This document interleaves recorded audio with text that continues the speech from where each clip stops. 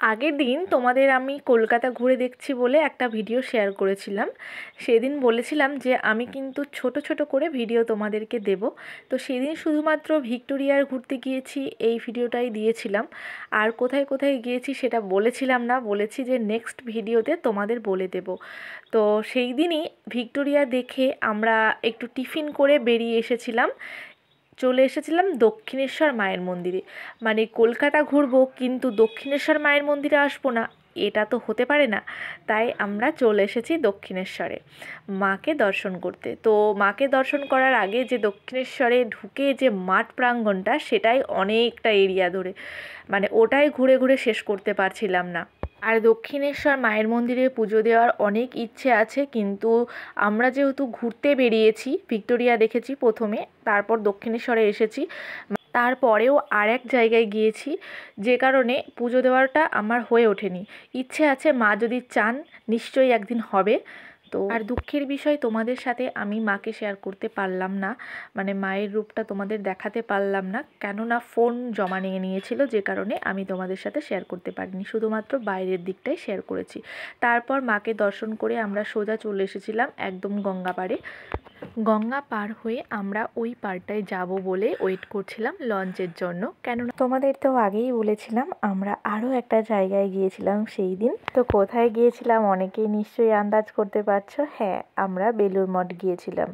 তো সেই জন্যই লঞ্চের জন্য ওয়েট করছিলাম। আর ওই যে দূরে দেখতে পাচ্ছ যে লঞ্চটা আসছে, সেই লঞ্চে করেই আমরা গিয়েছিলাম। আর এই গঙ্গার পাড়ে এসে না, মানে এত ভালো লাগছিল, এত সুন্দর লাগছিল ভিউটা দেখতে। আর জলটাও ভীষণ সুন্দর লাগছিল, একদম টলটলে জল তাই মনে হচ্ছিল। তো আমার কিন্তু জলে মানে মানে যে কোনো গঙ্গা বলো যাই বলো না কেন, আমার পার হতে খুব ভয় করে, খুব ভয় করে।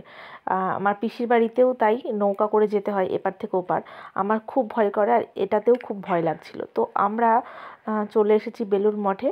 তো সেদিন একটা অনুষ্ঠান হচ্ছিল। তো প্রচণ্ড ভিড়, আর মেলা বসেছে সব রকম, মানে এমন কিছু নেই যে সেই মেলাটাতে ছিল না, মানে সব কিছু ছিল। তো আমরা বেশি ঘুরে দেখিনি, জাস্ট একটুখানি দেখে অমনি চলে এসেছি। মানে সারাটা দিন বুঝতেই পারছো কি পরিমাণ টায়ার্ড ফিল হচ্ছিল, জাস্ট একটুখানি দেখে অমনি বেরিয়ে চলে এসেছি। আর সাথে ছেলে ছিল, ও মাঝে একবার ঘুমিয়েও পড়েছিল। তো ওই জন্য আমার, মানে এই প্রথম আমি মানে ওর বাবাকে ছাড়া নিজে নিজে পুরোটা দিন ওকে মানে নিয়ে বেরিয়েছি, খুব কষ্ট হয়ে গিয়েছিল। তো যাই হোক, পুরো দিনটা খুব ভালোভাবে কাটিয়েছিলাম।